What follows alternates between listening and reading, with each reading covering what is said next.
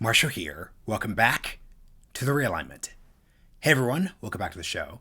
For today's conversation, I'm joined by Fox News' Juan Williams to discuss his new book, New Prize for These Eyes, The Rise of America's Second Civil Rights Movement. This book is all about the 2010s post-Obama racial awakening that really shifted so much about our politics, everything from Black Lives Matter to the George Floyd protests, and how questions around policing basically advanced the civil rights story from the 1950s and 1960s that we all know. Juan previously wrote Eyes on the Prize, America's Civil Rights Years, 1954 to 1965. And I was really fascinated to get into the different ways that the first civil rights movement, which is focused on ending Jim Crow and securing voting rights, really differed from the period that we experienced for the past decade or so. As we are sitting at the start of the second Trump presidency, understanding the ways that the second civil rights movement both succeeded and failed is critical to understanding the path to political success moving forward. I was particularly interested in the focus on the limits of activism as a means for pursuing political change, long-standing theme that I'll focus a lot of time and attention on the show going forward. Hope you all enjoy the conversation, and a huge thank you to the Foundation for American Innovation for supporting the work of this podcast. Juan Williams, welcome to the Realignment. Marshall, my pleasure to be with you. And, it's just fun to know somebody who I admire. I think this is a wonderful show. Thank you so much. So we're here to discuss a very, very interestingly timed book called New Prize for These Eyes, The Rise of America's Second Civil Rights Movement. Let's start with the opening obvious question here. What was the second civil rights movement, and what specifically did it want? What were its asks if we compare it to the first civil rights movement? Well, Marshall, I think that's the way to do it, is to think of the first civil rights movement that we all honor and we all know. I mean, we think of Dr. King, you think of Thurgood Marshall, your namesake. You think of what happened when I wrote a book called Eyes on the Prize, 1954 to 1965. And it tells the story of how people fought and marched and protested and legislated to end legal segregation in America. We're talking about not only the Great March on Washington, but the Civil Rights Act of 1964 and the Voting Rights Act of 1965 that opened the door to more political power in terms of Black elected officials to protect those civil rights for Black Americans as all Americans. Now you come forward in time to the 21st century. Here we are early in the 21st century, and we've had some, I think, brass tack moments, beginning with Barack Obama's speech in 2004 to the Democratic National Convention when he said, we're not a Black America, we're not a white America. And he starts talking in post-racial terms about common humanity and common destiny. And then, incredibly, gets elected as the first Black president of the United States. First time that a Black man occupied the Oval Office. And people start saying, wow, maybe we are in a post-racial America. Things have changed. This was the dream of the first movement. But what you see then is really a lot of things that are tumultuous. I think you may remember the Trayvon Martin case. You may remember the emergence of Black Lives Matter as a result of that case, where people say, hey, this kid's life mattered. He was a little kid. Some people said, oh, he's wearing a hoodie. He looks thuggish. Forget all that. He was a human being, and he's unarmed, and he's killed by a security guard. And first, there's no charge against the guard, and then a jury finds him not guilty. And there was a response online that went viral that said, his life mattered. Black lives matter. That saying, going back to where we started the conversation, Marshall, has real power. It resonates to this moment as you and I are speaking. Black lives matter. And you think about it, go back to the first movement. In the first movement, it was, we shall overcome. People sang it, people said it. It was Dr. King's line, we shall overcome. And even President Johnson said it in making the case to the American people for passage of the Voting Rights Act and the Civil Rights Act.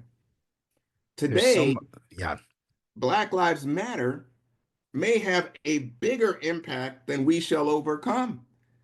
More people marched after George Floyd's death, I'm talking about by huge magnitudes, than ever marched in the first civil rights movement. Today's Black Lives Matter movement is much bigger, has a much broader reach in terms of, well, most of the people who marched after George Floyd were white in suburbs, in small towns. It's incredible.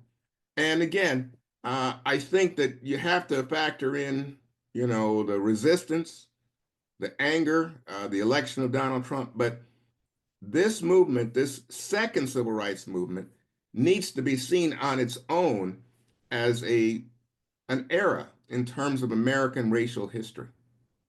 So many different questions I want to throw at you. Let's start with this one. So, in the forward to the Eyes on the Prize 30th anniversary edition, civil rights leader Julian Bond has just like a great quote that was in many ways prescient. He says, just as there was a first civil rights movement, I could see there being another civil rights movement. So if you're reading this, a few years back, you could very much see that very much fulfilled. But he also included the line, which raises an interesting question, and I could very much see this second civil rights movement producing a figure on the level of MLK. This second civil rights movement did not produce such a figure for a variety of reasons we're going to get into. But I'd be curious as to your thoughts on the second part of the statement. Why did an MLK like unify? No, unifying isn't the right word to put it because MLK was not unifying. Why did not a totalizing figure like MLK not emerge from the second one?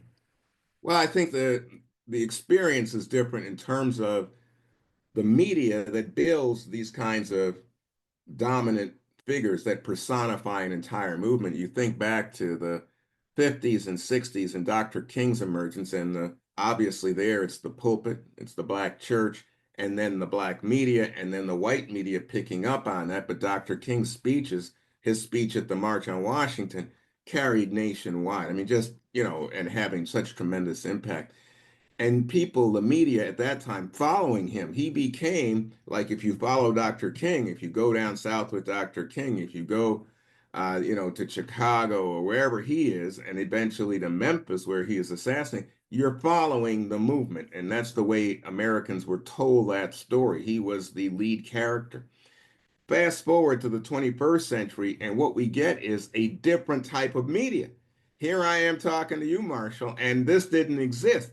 And also, what didn't exist is the kind of viral sensation that comes from carrying a cell phone that has a camera and has the internet attached to it, and you can, have various, uh, lines of communication, not only with your friends, but with the general public through, what's now called X, but used to be Twitter.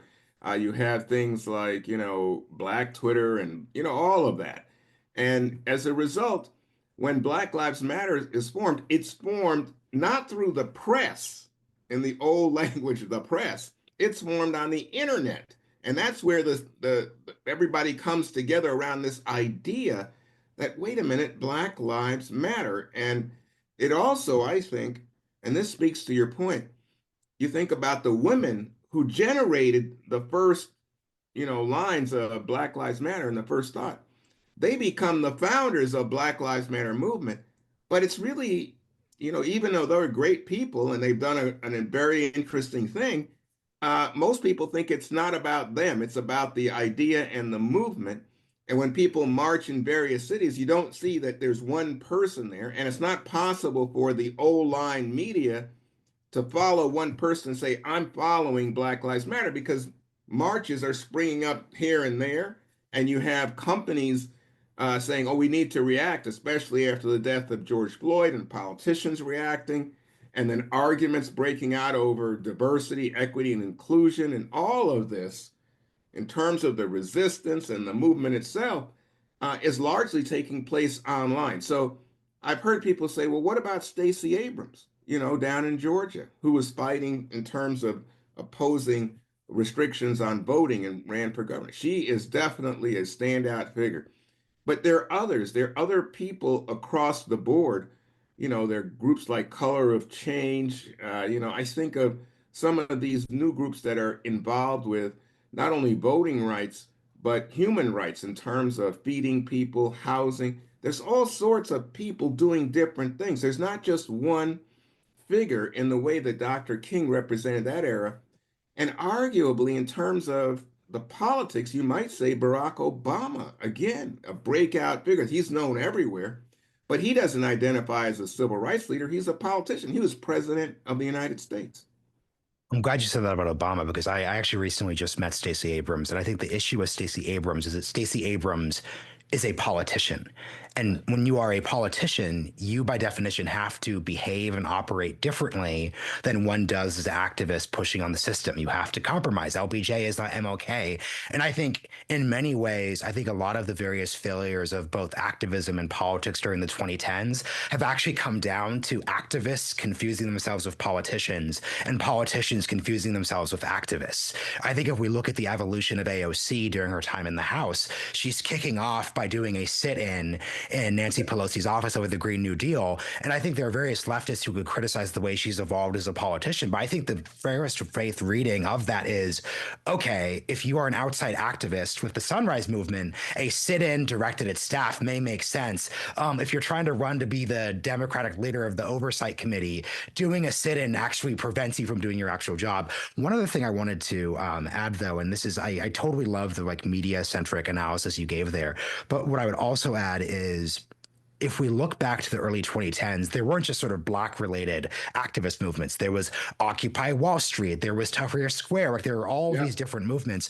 But what I noticed at the time, though, is from the start, they were pretty explicit on the idea that they were going to be, in contrast to the 60s and 70s movements, very leaderless. That was a lot of the theory. There never was an effort to have there to be the leader of Occupy Wall Street.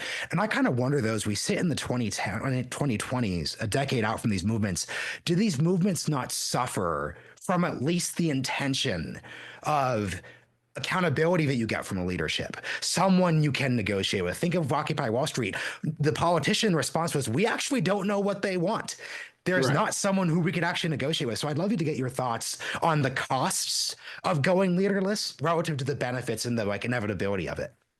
Well, now, so you hit on a really interesting point, and let me just go backwards for a second into something that you said, Marshall, because when you think about the whole notion of hierarchy in turn with leadership, you go back to the first civil rights movement, and you think, oh, did the other movement create Dr. King and say you are going to be the leader of our movement? And I think the answer is no. It was something that was kind of organic because he arises and competes with other Black leaders, people who are running, the NAACP or running the Urban League or any of these other groups. I mean, obviously, even, famously, think about John Lewis and the Student Nonviolent Coordinating Committee and all these other people, even people in labor unions. Uh, you know, it's incredible the number of Black leaders that were around, but Dr. King becomes preeminent in large part based on his ability as a speaker and his willingness, I think, his moral leadership in so many ways. He's willing to challenge people and become a provocateur of his time. Now we fast forward, and this is what I was loving about what you were saying. If you take AOC, she comes in as an actor in an activist mode, but then she has to deal with politics. And as you point out, politics is basically the art of compromise. Here's what you get, here's what I get as we negotiate with each other. You need somebody to negotiate with. If you're, the Wall Street crowd or whatever, you need somebody to say, this is what we want and here's what we're willing to give, blah, blah, blah, right? But the thing about this movement is, rather than the organic generation of a Dr. King, there was an opposition to that idea, born in part of the fact that it wasn't just that there was a hierarchy, but it was a male-dominated patriarchy. And I think a lot of the people who are leaders in this second movement are women. And they have also noticed that if you're thinking about things like gender and bisexuality or homosexuality or any of that, that you know what? In the first movement, they sanitized that. they said, no, we want people who are going to dress nicely, be, like these are proper church-going, well-educated people. No, that in the second movement, they're saying our lived experience as Black people in America is we are still treated often as second-class citizens. And if you have any doubt, look at this video. Here's how the police treat us. If you have any doubt, go look at the difference in the school systems and look at who gets a good education. If you have any doubt, go look in terms of employment rates. Go look at even, you could break it down to maternal death rates. You can go in so many ways and you can say, oh, you know what? There's huge differences. And of course, there's persistent segregation, not only in schools, but in housing and in jobs across America. So people say, well, yeah, we've had so much progress. There's no question. But we still, in terms of the lived experience, we know that there's continued difference for people of color in American life. And Oh, sorry, go on. yeah, no, because to me, that feeds into what you're talking about, that people are saying, well, we oppose not only a hierarchy, but we oppose having men and certain types of people as the leaders. What about uh, the Black working class or the Black poor or the Black homeless? They have a place in this second movement, and arguably, they were followers, maybe beneficiaries, but they were never put in the role of being seen in that first movement. And something I'm really fascinated to hear your take on, because you pointed out in the book specifically, you talk about in the introduction how the America of 2014 and of 2022 is very different than the America of the late 50s and early 1960s. And one of the ways that the country is different is the country's racial story is entirely different. In the 1960s, if you're going to talk about race, you are going to focus on Black people and white people. It's very like either or. The Star Trek episode that sort of did a metaphor about that is actually the dynamic of thinking about that. But in the 2010s, you have the Hispanics are the largest minority group. Asians are the fastest growing minority group, to quote you. And notably, Trayvon Martin isn't killed by a white man. He's killed by a Hispanic man. So talk about the ways that just the 2010 civil rights movement had both maybe like an easier time because the country isn't just black and white, but also a harder time because the racial dynamic isn't just that simple. It isn't just that straightforward. Thank you for reading the book, Mark. I actually read the book, so I can cite can it. tell. I can tell.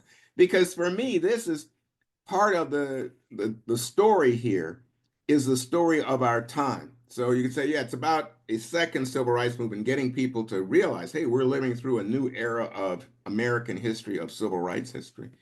But part of it is understanding that, of course, that comes in the context of huge demographic shifts. And you just touched on one. It used to be in the 1950s, 1960s, the largest racial minority in America was Black Americans. Well, guess what? In the early part of the 21st century, Latinos or Hispanics are the largest minority and growing in the United States. And if you think about, the second, as you said, it's Blacks, but then you start looking at things like Asians as the fastest growing minority. And especially if you're in New York, LA, you're thinking, wow, this is unbelievable. There was nothing like this. I think back to the changes in terms of immigration, and you think about the Immigration Act in the 60s that, shifted the basis for immigration. It has had a tremendous impact on the country. You think of Ronald Reagan in the 80s, changing the immigrant. It really has now played out in this moment. And we know about the arguments being led by Donald Trump against immigration and, demonizing immigrants for political advantage. So this is all part of the context in which you place a second civil rights movement. I would also say, when we talk about context, we mentioned earlier women as leaders of this second civil rights movement, the women who developed Black Lives Matter in specific, and we touched on Stacey Abrams as a leading figure. But again, you go back and look at the leadership of that mid 20th century movement, and it's rare that you see a Black woman. It's not that they don't exist. They do exist, but are they recognized? Are they elevated? Are they the people that are being interviewed, that are being discussed? Are they the writers? No. And in this movement, I think now, you're having to contend not only with black women as really the base of the Democratic Party, but they're the best educated black Americans are black women. And they have better jobs, and we live in a different times in terms of family structure. And black women are really, I think, the stabilizing force in much of black America. Again, this is very different than if you went back to mid 20th century.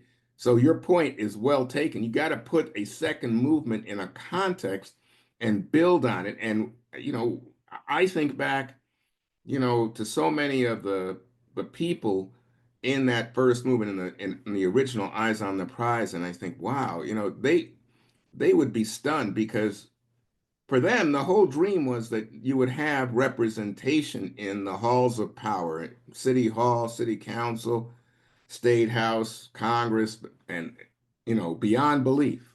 In my lifetime, there's a black president, and yet black people are saying there still is so much to be done. You think back to that first movement, and in the book I say, Bull Connor, black people didn't even think about protesting against Bull Connor. It was you were protesting against segregation at the lunch counter, or Can I segregation. contextualize that? Because the actual quote Yeah, is so important here. You're sure. pointing out that if you watch the footage of Bull Connor, every single act that every single police officer is doing in that footage is one that, if we saw it in today's context, Oh provoke man. its own firestorm in of itself. So no one at that protest is protesting that German Shepherd just bit a 9-year-old kid. They're protesting the. So I think that's just that was such like a great sentence because it really contextualized the difference of what we're focusing on during this moment. To me, it's just like a revelation. You stop and think, wow, why did no one say, well, we're going to stop and we're going to protest this man who's been brutalizing us? We're standing in line to try to register to vote, and this guy is beating people up, setting dogs on people, fire. No, but in the 21st century second movement, when you see a police officer put his knee on George Floyd's neck, that, especially given we talked earlier about the media context, it's not just a picture. You can watch the 9-minute video because somebody taped it right there and sent it out nationwide in the moment. It has a tremendously different impact. And we, as people, the American people, had a different reaction in terms of the violation of common humanity. I think it explains a lot if you think about the difference between Bull Connor and the idea of protest against police brutality today. Now, in some ways, the second movement is defined by opposition to the kind of police brutality that we saw not only in the George Floyd case, but you go back through so many of the people, I mean, beginning technically not police, but Trayvon Martin, it was someone acting as a police force. And then you just, you start ticking off the names that go through the teens, and you understand time and again, especially because of cell phone video, people can see, black, white, Hispanic, Asian, can see, hey, wait a second, there's a second standard of treatment, often brutal treatment for blacks, especially poor blacks in this country.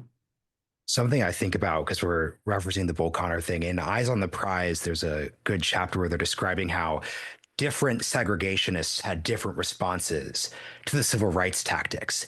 And it was interesting just to see you all articulate the thoughts of racist segregationists who are like, what is Bull Connor doing?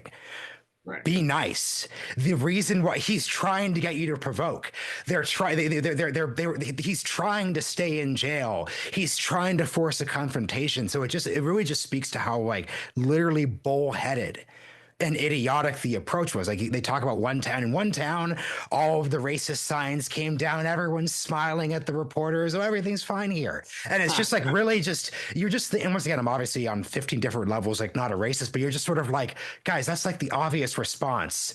This is, and that's why it's just so interesting. And you see this with Gandhi and South Africa. Just like this is very. I think what's so interesting about anti-colonial and civil rights protests in the 1960s, I think they were so strategically pragmatic, and I think that's a problem with I think the 2010s and 2020 style protests.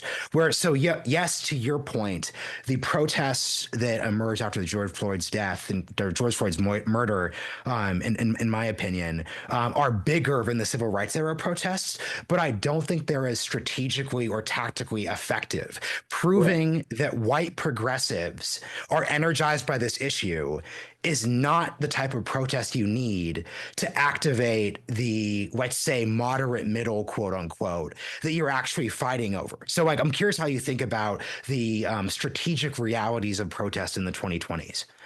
Well, again, let's start with a contrast. We were talking earlier about, why was Dr. King a preeminent force and figure in the first movement, and where is that figure now? We agree there is no such figure in the 21st century and in this second movement. Um, but I think part of it is understanding, you know, we are struggling even now to activate that base that you're talking about. And the key for activating that base, I think, is seeing common opportunity and common gain, if you will. So, whereas in the first civil rights movement, you may say, you know what, this is wrong, this is immoral, this is unconstitutional, you're taking away the rights of a group of people, I don't feel good about it, especially, and you reference Gandhi, you think about the kind of anti-colonialist movements of the mid 20th century, and you bring that to the United States and you start to make the connection to racism and slavery, segregation, and the movement, all that. Now you come into a situation where people are saying, you know what? We don't see that kind of leader. We don't have that kind of analogy. This is a different movement.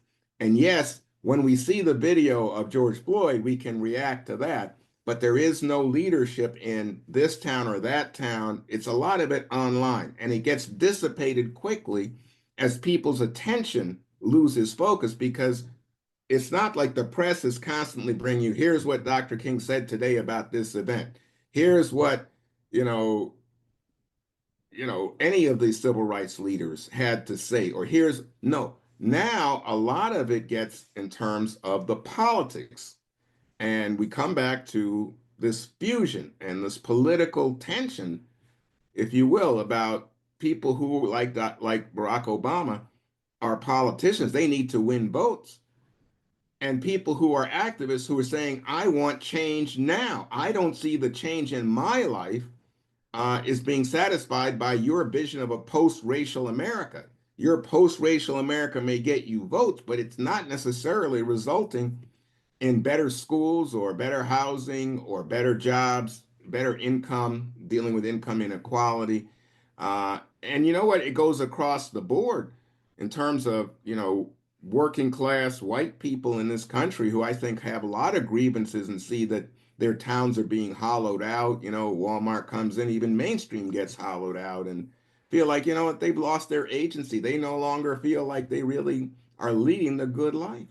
So to me, this all contributes to this idea that we are in a very different era and we are in the midst of a second movement. And to pick up very quickly on this, a lot of this is defined by the opposition, that whereas before you had people who were outright segregationist, now you come into a situation where people might say, hey, I just don't want anybody to be telling my kids about Black history and making them feel bad.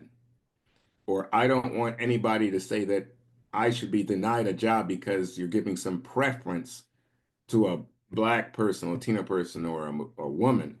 Now you're in a different kind of conversation, and the opposition has a different face.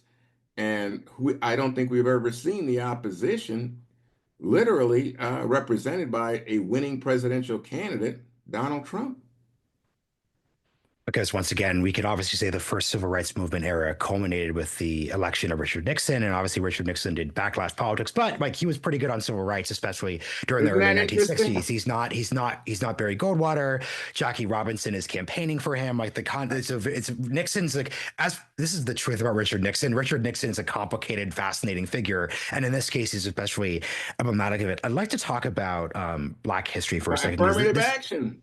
So Affirmative this action. affirmative action, right? Exactly. I think I want to talk about Black history because this is one where I'm torn in multiple directions. So like I do this I'm doing this podcast in Austin, Texas, and being in Texas, I'm well aware that there are 100% school boards and like right wing political figures who, if you like actually listen to what they are literally saying, they're not saying, hey, DEI language is cringe. They're not saying, oh, like, is this really the bureaucrat to do this?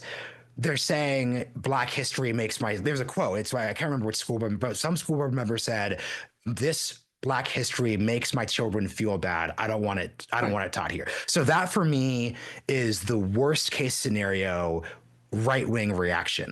That said, I'm in a weird place though, where I also think the 1619 Project and Nicole Hannah Jones Right. are also not the answer. Because if you just look at Nicole Hannah Jones on Twitter, if you look at what she's trying to do with the 1619 Project, which in certain ways they attempted to turn it into a nationwide curriculum, I could not find a I'm not saying it wasn't a well written book, but that is not knowing what I know about the state of America today and the levels of division we have. I would not propose we send Nicole Hannah Jones and her work into moderate, middle American, center right, red state America. So how do you? And I think it would be very reasonable for you to be a right wing school board member and say I didn't sign up for the New York Times to teach my kid history, and that doesn't mean I'm unaware of our racial history. So how do you? So I don't come down anywhere useful on that. But I just love to hear how you react to this dynamic. Well, so to me, the story begins with, are you willing to tell the story in full?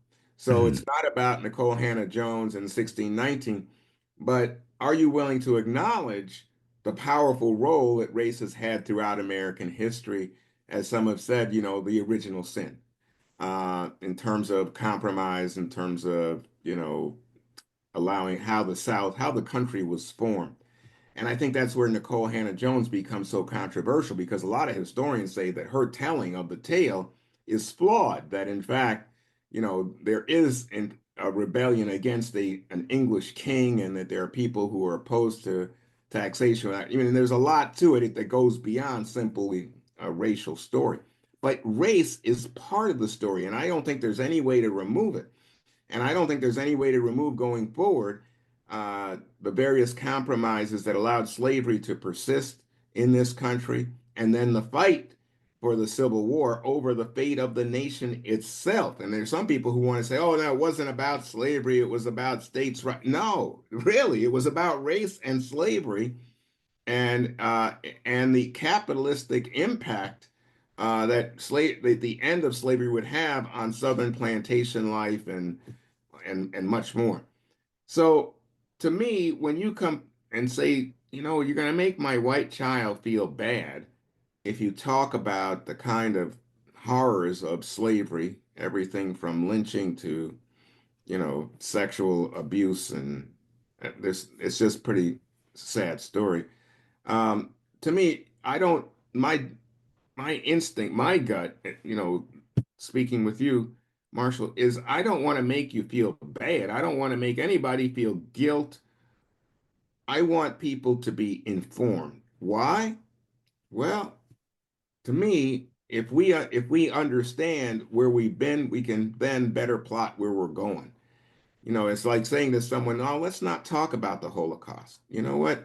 That's just so upsetting. The idea that people were treated in this way. Or let's not talk about how the Japanese were treated during World War II. That's just upsetting. Yeah, look, this is our history. This is who we are. This is part of us. And for us to grow and to better establish our common bonds, we have to understand this past. So your point to me, Marshall, was you're not sure you would send the 1619 Project into any schoolhouse, especially one in a conservative area, as a curriculum. And I tend to agree. You know why? Because I think that we have to be in the business of building bonds, not just lecturing people, not just kind of, chastising people for what has happened in the past, but saying to them, we're in this together. We're trying to figure it out how we go forward and better each other. And to do that, we have to have a common set of information, facts, history to build on. So to me, that's where I come out. So, in the interest of self-awareness, something that I could tie these two books together, because I really want listeners to read or listen, because I audibled the first book and read the second one on paper. I want people to tie these stories together. If I'm going to dunk on AOC for confusing politician and activists, sometimes I think the trap that I could fall into is that dispositionally, I'm inclined towards reform and compromise. So when I see, and I think sometimes this serves me well, and other times it serves me badly. So I think during the 2020s, from the start, I was like, yeah, abolish the police, like just that's too like that's not just like too far from like a pragmatism perspective. That's actually the wrong way to do it. And like if we actually look at what we're trying to do here, we can accomplish what we want, even if it means pushing the boundaries via reform. So I think in that context, my reform instinct has served well. Where it wouldn't have been served when I was thinking about this when I was listening to Eyes on the Prize yesterday, is they're talking about how the bus boycotts were resolved. So when the bus boycotts start really impacting southern cities, you start seeing the segregationists try to offer compromises. And they're like, okay, what if here's one example, 10 seats for whites, 10 seats for blacks, and the black seats aren't all the way in the back, so they're more towards the middle. This is basically fair. We're going to lower the prices a bit. I just know that if I were in the room with MLK and people should be aware of themselves in this way, I would be like, oh, there we go. There we go. We got it. We got it. We got it. Then what MLK does is he says, nope, we're going to push. We're going to push, and then they end up winning. So how do you think about this very, because I think it's very like personality related. How do you think about the awkwardness of this dynamic and how it could sometimes serve you well and other times serve you very, very badly? I am so blown away that you had the presence to understand how you would have behaved in a different time and to It's a take. well-written, it's a well-written book because the book is written in a way that you're just like, I was thinking of what if I were in this room thinking about this issue. Right. So it's a praise to you. Oh, well, thanks. Because to me, that's what you want any kind of book to do for people is to put them in the place, right? So that you feel like you're in the room, that you're an actor in the drama. And I think it's very hard for people to do what you just did, which is to say, maybe I would have taken the wrong course. Now, I don't know that what you described in terms of the compromise is the wrong course. It may have been sort of gradualism Hmm. versus making a flat out demand. And Dr. King, as you said, made a flat out demand and ultimately carried the day. But, when I think of today and I think of the progress that we have made in this country on race, I think there have been lots of compromises, but it's the people who have the vision, king-like vision of, sons of slave owners and the sons of slaves sitting down together at a table of equality. That's a pretty strong vision. That's not like, oh, you can have a separate room over there in the back. No, same table. So when we bring this idea forward, it comes to politics. So if Marshall was in the room with Dr. King, what it sounds like to me is not only was Marshall taking on a political mode, but I can see Marshall as, well, an Andrew Young type figure in the room, saying, what is it that we can practically, thinking pragmatically, what can we practically accomplish in this moment? And if you make an absolute demand for total equality, are you just going to turn off that middle of the country that says, well, I understand something wrong is here, but I'm not comfortable having black people at the same table right now. And maybe if you can have part of the table, those kind of and you think from our perspective, craziness. That's ridiculous. Hmm. Of course, right. But in that time and place, it wouldn't have been ridiculous to be, and that's why I was so impressed by what you said. And in this time and place, again, I think there are people who say, I don't want my kid to feel bad by reading about Black history. You're missing the point. It's not that. It's that you shouldn't censor history in order to somehow create this false narrative of this Disney-like narrative about, oh, Dr. King was this happy, wonderful guy, never made any demand. And now we're in this beautiful moment, and we have more black people on TV, and we have more black people who are prominent athletes, and let's just pretend that we don't have ongoing high levels of segregation. Let's just pretend we don't have terrific disparities in terms of education, in terms of income, in terms of all sorts of outcomes. Let's just pretend that the racial divide doesn't exist in America today. This is nonsense. This is total nonsense. So, how do you deal with that? I think you have to, and I think this is part of the second movement.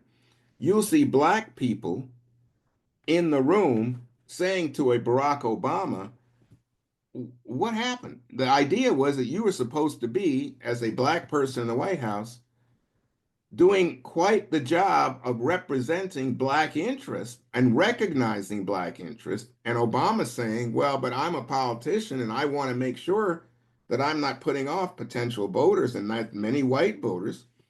You won plenty of You've Trump got to do, voters. yes, exactly right.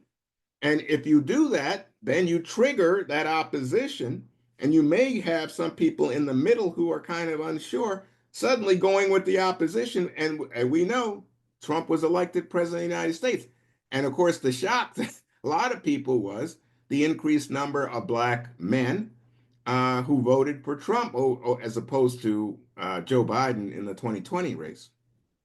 And what I will say, one last final dunk on 1950s quasi Andrew Young Marshall. I think the other thing, because I'm very centrist in my politics, but I want to be doing this format of podcast, like expose you to other POVs and you see your weaknesses. I think what I was also underestimating in this like 1950s context was the possibility. I think if you told me that in the next 8 years, Jim Crow via the first Southern president since the Civil War will come crashing down and we Right. will have voting rights. I would have said that's not at all possible. And if I thought that was possible, that would then shape the type of pragmatism and I'm not claiming that MLK thought that was perfectly like the model, but I think it's just like very important that like it's just so easy. It's just like very easy to do kind of like Barry Weiss, like we're gonna dunk on everything like woke and activist style conversation here. But I just think that sometimes certain instincts that may serve you well in one moment very desperately underserve you in other ones. And during a moment of backlash like our own now, we need to be aware of that. So in this last section or two, a couple big questions. Let's talk about President Obama real quick, because you hopefully actually know in the book, and this now appears obvious when you say it out loud, but he never actually described himself as a post-racial president. I think if we ask, and this is the unfortunate reality of being a president, there are a lot of people, friends to my right, who will say things like Barack Obama promised in that speech that he was going to be a post-racial president. And the second that he had Henry Louis Gates and the Cambridge cop out, and the second he said the Cambridge police acted stupidly, the second he gave the Trayvon speech, he betrayed that legacy. And I'm very, very personally offended by how he disrupted our post-racial future. But if Obama didn't promise that, did he actually betray anyone? What do you think Barack Obama's 2009 understanding of what he was trying to do was? So let me jump forward to Yeah. 2024 and Kamala Harris. I think that Kamala Harris and Barack Obama have a lot in common. And the question is how it plays. In the 2008 presidential race, I think Barack Obama was had to acknowledge he would be the first black president. But he wanted people to see him as smart, capable, thoughtful, um, and going beyond the racial divide, able to represent people of all colors. And come forward to 2024, and I think Kamala Harris was someone who didn't even acknowledge she was a woman, in campaigning. She didn't make a big deal out of woman, blackness, Asian, nothing. She just said, I am a capable person. I'm a stabilizing force. I'm a good person. And I'm not the other guy, the disruptor, right? Donald Trump. So what you see is this effort, and I think you see this in a lot of very successful black people. They downplay the racial angle and they say, accept me for the human being that I am, for the intellect that I am, for the spirit of me, for our common Christian bonds. Dr. King played that song to no end, by the way. Um, But now the Can I thing push you on is, something real quick? sure, I think that just as it was useful to go from my 2008 question to 2024, I don't think you could talk about 2024 Kamala Harris without talking about 2019 Kamala Harris, where it should be noted, and I think to her political discredit, because this was an example of a politician misreading the political moment. Her okay. big debate moment that almost cost her the vice presidency was going after Joe Biden for opposing school busing, which, from my perspective, once again, I think this is where my instincts served me well. As someone who studied that period, I think school busing, no one serious was proposing we bring back school busing. Because the funny thing about Joe Biden, who isn't the quickest on his feet on the debate stage, even then when he was a little better, the obvious response is, to be clear, Senator, are you proposing that we bring back school busing? That would, I think, have flattened her because she actually wouldn't propose that. I think she did. Like, she actually would have drawn a blank because she was just trying to signal her background there. So, wait, could you talk about 2019 Kamala Harris and what? Because at that point, I think that was a weird moment where I think she and her team were trying to respond to the limits of Obamaism in a way that overshot the political moment. This is exactly right. I'm so, man, look, what's great about this is if you think about Kamala Harris as a attorney, prosecutor in California, and you think about her history, she was seen as a hard-line prosecutor. And the rap on her was she went too far, oftentimes too far on drug cases, too far on small crime cases. She was seen as not very supportive in terms of the racial disparities and trying to heal the racial divide. Come to 2019, and she's running for president, and she feels she's got to speak to this. As you said, you in your mind, you said she's speaking to the failings of Barack Obama on racial issues. Am I right, Marshall? Yes, that's Yeah. exactly it. And I think then she's pushing herself to the left and what she imagines the left to be. This is what Trump uses in the campaign when he has that ad where she's talking about sexual operations for transgender people, right? And so he has her on tape from that 2019 period. Now you go through Kamala Harris as she's running for president in 24, and Kamala Harris is like, well, no, that argument about busing or about transgender people, that's not where I am. I am now really someone that you can trust and downplaying my racial identity in many ways in service to the idea of reaching out to people of all colors, but specifically to white women, I think, and saying, I am like you and I have your desires and your agenda at the forefront of my time and my desire to please you. She is then, I think, she loses a lot of the cool, the energy that comes from understanding who you are in any moment, the confidence, the sense of strength. People would say, well, who is she? Was she the woman who ran as Attorney General of the state of California and was tough in terms of criminal prosecutions? Or is she the woman who, during the 2024 campaign, wouldn't sign on to a proposed law in California to punish people who were involved with looting these drugstores and grocery stores? Which one is you? Are you just pretending to be somebody? I think that had a negative impact on her Mhm. candidacy. Yeah, no, that's very well said. And I think there's just this like also, so last two or three cues here. Here's something I'm really curious about. So I would love to hear your thoughts on All Lives Matter. Because if I were to sum up the political dilemma President Obama had in a weird way, because as I'm reading about the development of Black Lives Matter, in a weird way, I think Obama could have helped his like voters who like voted for him, but then went to Trump and then went to Biden and then went back to Trump is if he'd issued the statement, Trayvon Martin could be my son, Black Lives Matter, but also all lives matter. In a weird way, I think that was like the weird, and once again, it's not, and this is where I'm sympathetic to activists. If we then say all lives matter, then where's the critique? Where do we acknowledge then that there are disparities in maternal? It's sort of like pushes everything to the side, but like it just gets at the dilemma, which is that on the one hand, I think the people who wanted him to be post-racial wanted him to say all lives matter. But in a weird way, I think President Obama is sort of hampered by I think he thinks a little too much. And like, I think he thinks in a way that he doesn't. His IQ is maybe 10 points too high. And not in the sense that like he would just be this Herculean genius, but I think if he just sort of acted and just like reacted, it'd be kind of when we were more effective. But what do you think about that?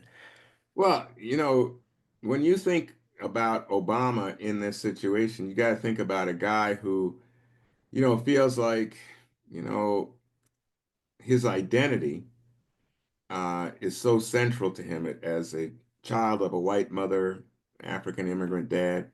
And he wants, I think, on some ways, to say all lives matter. But, you think about this language, it is a reaction to Black Lives Matter. It's not independent. So independently, if I said to you, hey, Marshall, your life matters, my life, all lives matter. And you can go into the great religions of the world and all lives matter. It's very little objectionable. But if I say to you, in the aftermath of the establishment of Black Lives Matter, blue lives matter. Oh, what does that mean now?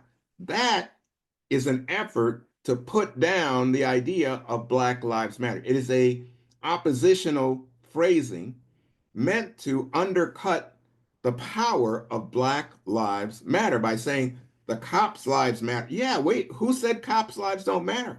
American society has always defended the thin blue line. I mean, there's no shortage of cops having everything from, sovereign immunity to, juries saying, cops have a tough job and let them do their job, and how do people act badly in public? All right. So when you're saying blue lives matters now, what you're doing is you're trying to undercut the power of this new movement, Black Lives Matter. And when you say all lives matter, what are you saying in this moment? You're saying that, well, Black Lives Matter, but, no, no, no. You got to say, we understand that historically, Black lives have not mattered to so many people. And obviously, I mean, the most gross would be to talk about slavery and that people aren't even recognized and rewarded for their work. And they're not allowed opportunity in the society. So, I mean, you could say, that's pretty stark and awful. And then you go through the various permutations and stages of historical segregation and, second class, third class citizenship and all that. And that's why you have to say, yeah, all lives matter. But what we're talking about in this moment, especially after the Trayvon Martin case, when Black Lives Matter was established, was the need to recognize that we are in an ongoing movement, that there is something that we still need to attend to in terms of the racial divide in American life. So yes, all lives matter. And I say that as a Christian, I say that as a human, as a humanist. But I don't say it when I'm having a discussion about Black Lives Matter, because I don't want anyone to say, oh yeah, you know what, Black lives, but it's what about white lives? Which white life? Oh, well, what about Irish lives, Polish lives? What about Hungarian? I mean, yeah, lives matter. But in the United States, in a conversation about race, the premium, the power here is on this idea. And I think that's why Black Lives Matter has had such impact, even as I said, I think now greater than we shall overcome. That's why Black Lives Matter has had such an impact on our psyche in this moment. What I really like as we're closing out about your articulation is you're basically, if you think of like theater or improv, there's yes and but there's also yes but.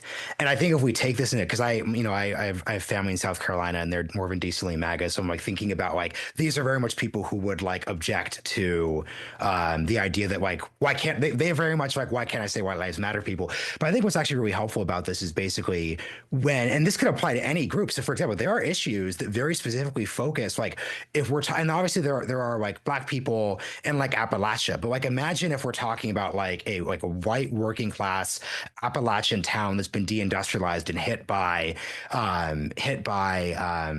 the opioid crisis, if I just basically responded to someone saying, "Hey, look at how our community's been hurt with," oh yeah, all lives matter, don't they? It's like, no, no, but I'm talking about something very, very, very specific, and you Right. bringing in everyone else. If I just said, let me put it this way: if I said in response to the opioid crisis in Appalachia, Black Lives Matter, let's focus on lead in Baltimore, their natural human response would be like, okay, that's obviously real, but I'm talking about my specific community. Why are you budding and not making this about the thing that I'm trying to talk to you about? So I think if we just have some basic, I think the best version of this revolves around some empathy and understanding that, like, we can't try to have every single conversation at once, and that we can believe multiple things that are obviously on different levels. Like the question of the app of opioids in Appalachia is not the same question of segregated schooling in Los Angeles or anything like that. And I think that's the very, or the water system in Flint, Michigan. It's very tough when people don't have the instinct to make that more of a thing. Wow. Wow. Yeah. So this is part of the complexity. Back at the start of the conversation, we're talking about a second civil rights movement, which is the thesis of New Prize for These Eyes. And we're saying it takes place in a different context, demographic context, obviously, given our focus on Obama, different political context, different economic context. So when you're talking about relatives in towns, small towns like in the South Carolina, North Carolina town, where you've seen deindustrialization take hold and those union jobs go away and Main Street just decimated, by cheap goods coming over manufactured in China. You say, well, this is a different context. Didn't exist back then, exists now. And you have to talk about multiple things. This is why I think the Democratic Party and Harris missed out. I think they missed out on talking to people who may be in that small town, Marshall, and say, my life, the life of my grandfather and my dad, this was a different place. And they had jobs and, they had a little boat on the lake and, family life was so different. And you felt like you could raise your family safely here. And now you look around and things are just broken down and we feel left behind. And we feel like the Democratic Party we used to vote for used to be the party of the unions. That, they haven't protected us against globalization and the economic impact. They haven't protected us against the influx of people who are coming in and we feel like they're different and they maybe even speak a different language. And we don't know, are they connected to the fact that Main Street is decimated? We don't know. Uh, but it's not that we're racist or pigs. It's that we don't know. And then somebody like Trump comes along and, he starts demonizing the immigrants and putting down other countries as the source of our problems. And the Democrats are bad people. And they're like, well, is there somebody that's going to help us? And this guy says he's for us. That famous ad, the one that ran so powerfully in the campaign. She's for them, and they, the transgender gender ID, and he's for us. It's pretty damn simple, right? And I think it had impact in just the way you're talking about that these people felt unattended by the Democrats in some very essential way. That is an excellent place to end. Juan, this has been really great. I really enjoyed having you on the realignment. Man, Marshall, I'm pleased to meet you. You said we met once before, but I am feeling like I've made a friend. Thank you.